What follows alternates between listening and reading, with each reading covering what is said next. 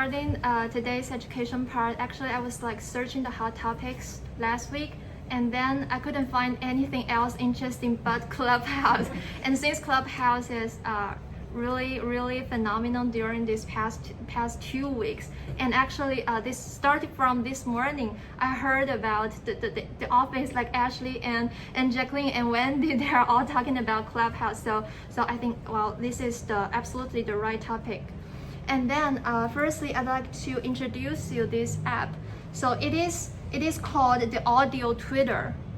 So it is right now compared with Twitter, one of the most phenomenal apps in this world. And then it was just started at March 2020.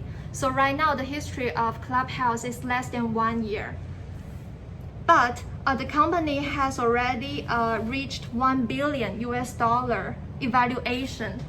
So it's really huge numbers, and also it has 2 million weekly active users.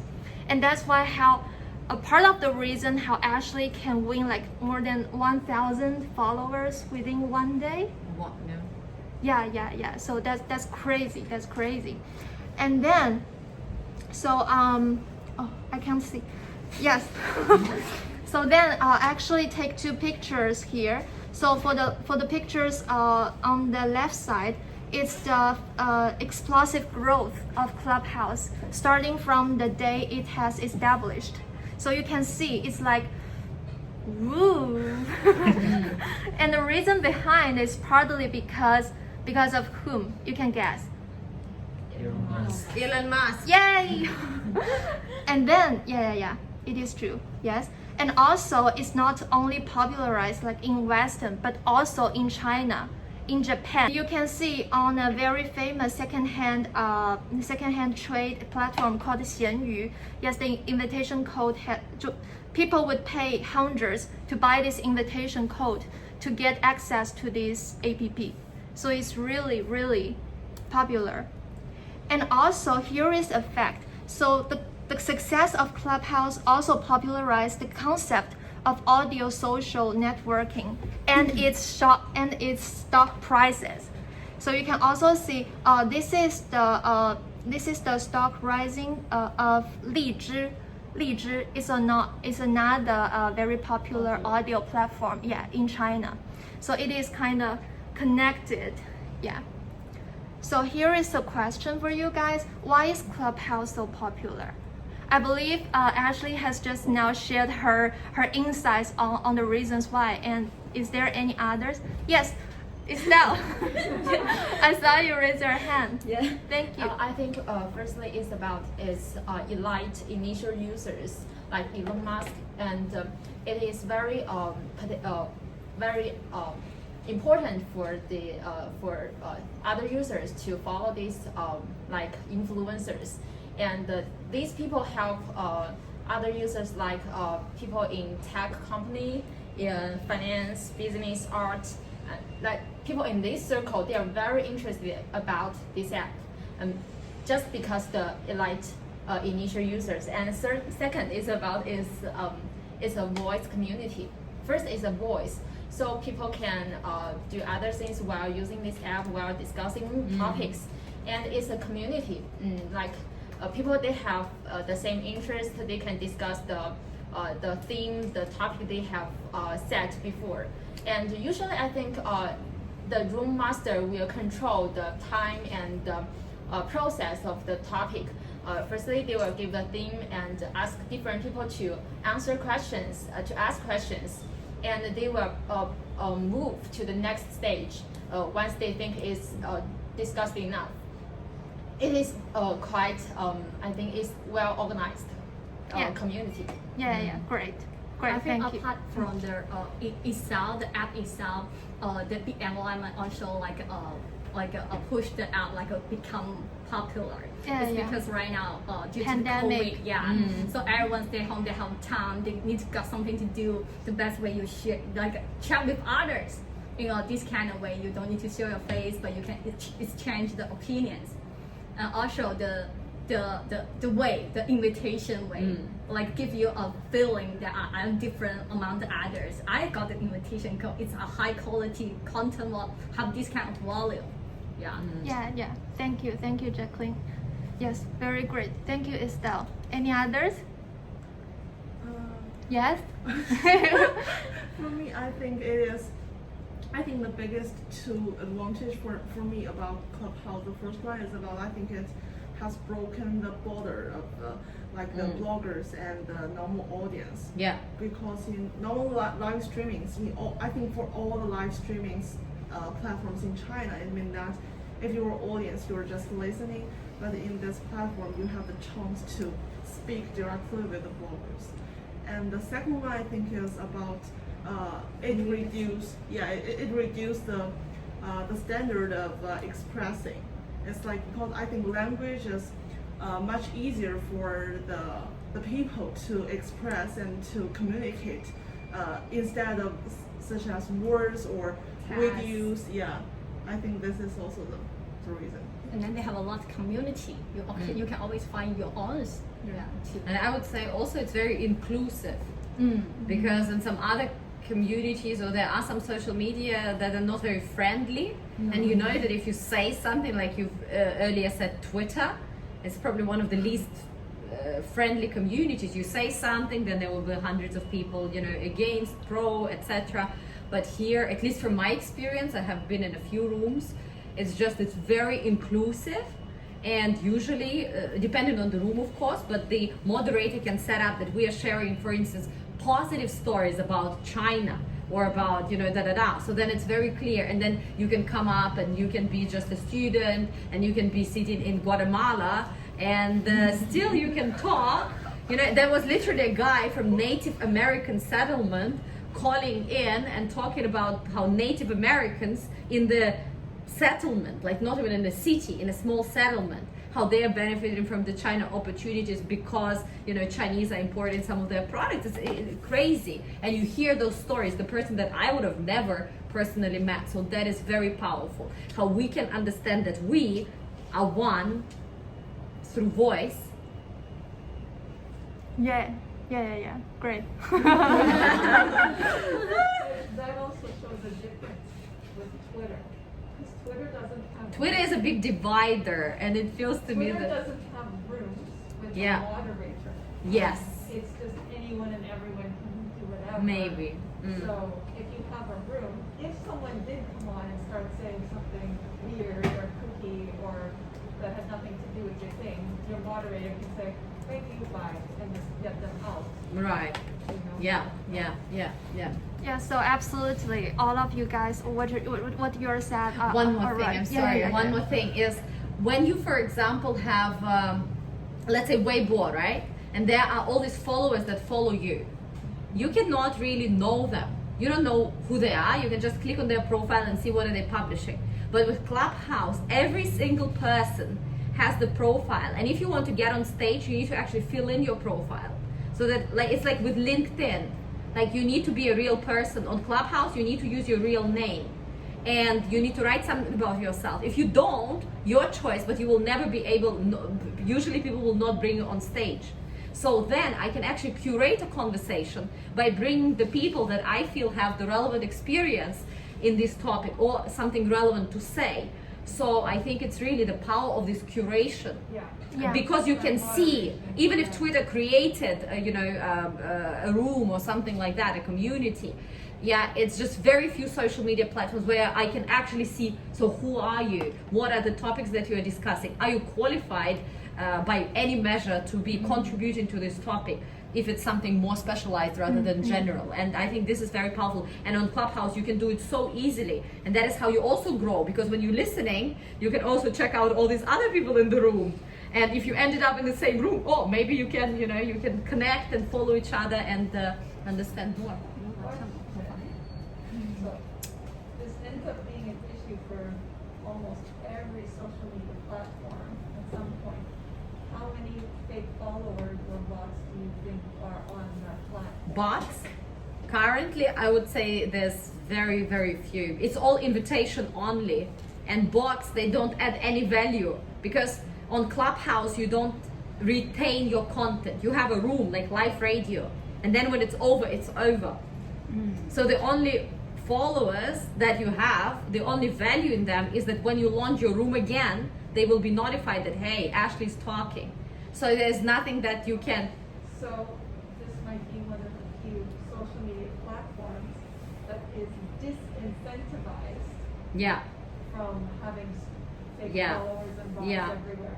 Because so many others are absolutely incentivized. Yes, yeah. So here it's purely about really the content, as I said earlier today, on other platforms. Doesn't matter whether it's video or post or blog or whatever. You're publishing content, and other people are, reacting to it. And as a blogger, if you want to be a blogger in this platform, you are judged by this interaction. But here, the content is dialogue. And it is your opportunity, your skills of how can you curate, how can you invite the right people. You cannot have dialogue with yourself. It's not about yourself showering wisdom over people. It's really about having this community of great people coming in and sharing and having this dialogue go forward. So that's the difference. And the only value that you have in your followers is if you have other dialogues coming on stage and these people join to listen and contribute. Yeah, absolutely right. So it is right now a very unique existence among all those like social media platforms, and we can say it's magical and it's also very powerful. And just like at this noon, I entered this room, which there is one of the most famous Chinese artists in the world, which is Ai Weiwei, and also a stand-up comedian. So if you follow them on Weibo, you can only see their posts, like their pictures, the videos, but you cannot like go live broadcasting to listen to their conversations. So it's really magical place. And then let's show the answer. So you just covered that. So firstly, it's the celebrities effect. So Elon Musk was the one that brought this cap to a much more bigger audience. And then we can find different walks of lives there, but mostly they are so-called elites. Like they are entrepreneurs, they are celebrities, they are singers, musicians, artists, and also bankers, stuff like that. And also it's the hungry marketing, because right now you can also join them by invitation code. And actually when you register the app, you can only get 2 invitation code. That means it's based on a very niche based, yeah. And also you can drop in anywhere, anytime, just like Ashley just shared, yeah. And also it's only voice, no pictures, no tests, no videos, which is also something that makes it so unique. And the last one is it leaves no record. When it comes to no record, I would just mention that it leaves it up to moderator. So the moderator in the description of the video usually say recorded. So session recorded, the session is recorded, then it is recorded and can be repurposed for a podcast or for whatever other medium, but there is no record left on your profile that you participated in a certain session. And this is the topic that we discussed. Like you cannot go back to my rooms and listen them again. Yeah. You cannot. There's nothing. My profile is just a bio, and that's it. Yeah. So it's like once for all, or you can never hear them again. So it's just one time in your life. Wow. And then actually last week when me, Ashley, and Natalia we were in the Clubhouse, I remember there is one man from the audience. He asked something about Clubhouse in China, and actually there are some platforms that are like 模仿怎么说 Copy. Oh, Simulating. copy. Yeah. Copy Clubhouse, but actually there is something, like Clubhouse, like more than 10 years ago. Yeah, China has them for a long time. So here I'd like to share with you the history of audio social platforms in China. So this is the first one. When we date back to more than 10 years ago, there is this chat room called 碧海银沙. It's very old. 反对贴吧的名字。yeah. A very old platform, and at that time, even at that time, it has hundreds of thousands of visits for one day. So it's already very popularized at that time. But unfortunately, this platform was closed in 2011 due to some reason I don't know. And then I believe many of you might know this platform called YY Voice, YY 语音. Yeah.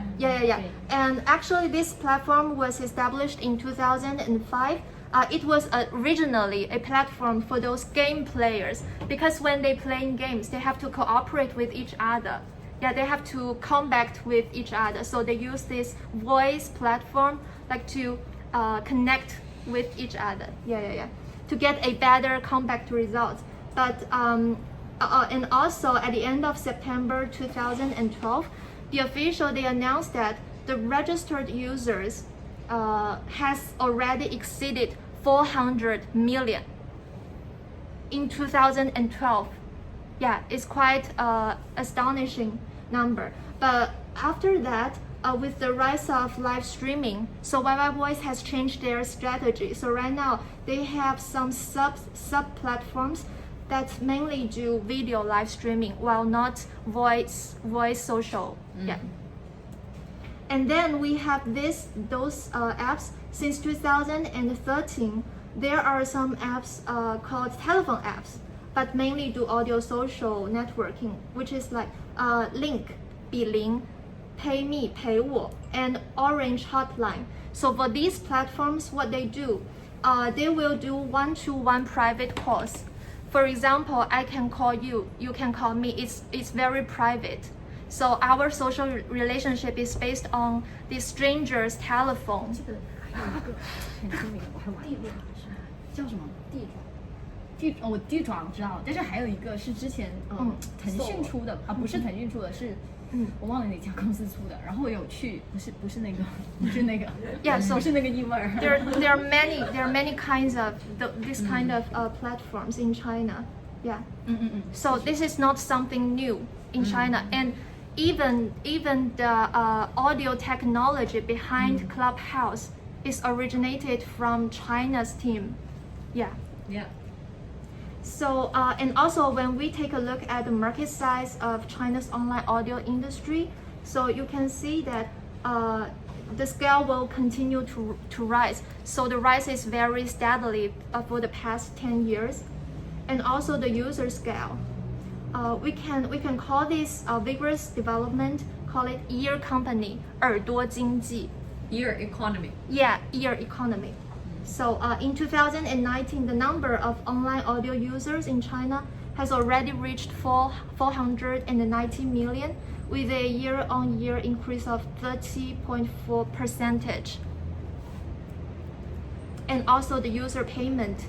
Yeah, because when people are using the online audio platforms, sometimes they would like to pay for the high quality content. For example, I can pay for high quality books. I can listen to the books, or some bloggers, they will share their knowledge, but very high quality ones. So 76% of the users, they would like to pay, and the average annual cost of this payment is more than 200 renminbi. Per year. Yeah, per year.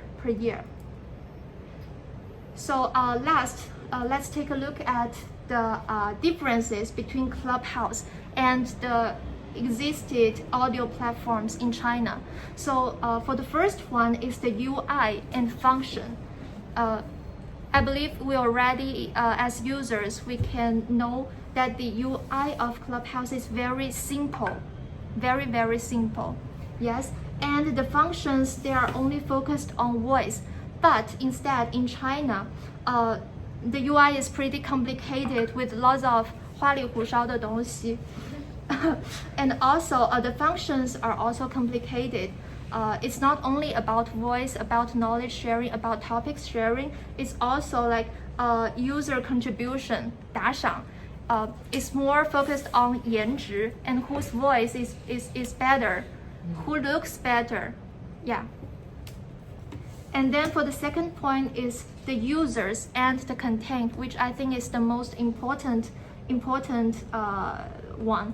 So for the users, Clubhouse, as we've mentioned, so now the users are mostly the elites. So they are highly educated, and they would share based on the interests. Yeah. But instead, in China, most of the platforms are young people, like post-90s, post-95s. So their knowledge is not reached that level. This is the first thing. And the second thing is they use those audio platforms mainly for gaming or singing, but not for topics sharing, knowledge sharing. So these two sides are the main different ones. Yeah. So that's all. Why are we not comparing it to Himalaya? Yeah. Totally different. Yeah. Yeah, they are really different because Himalaya is more like podcasts. Yeah, it's not like a Clubhouse, because right now Clubhouse is like audio live streaming and interaction. But Himalaya is like podcast. You subscribe to somebody's Channel. channel, and then you can listen to them. You can pay for the high quality contents.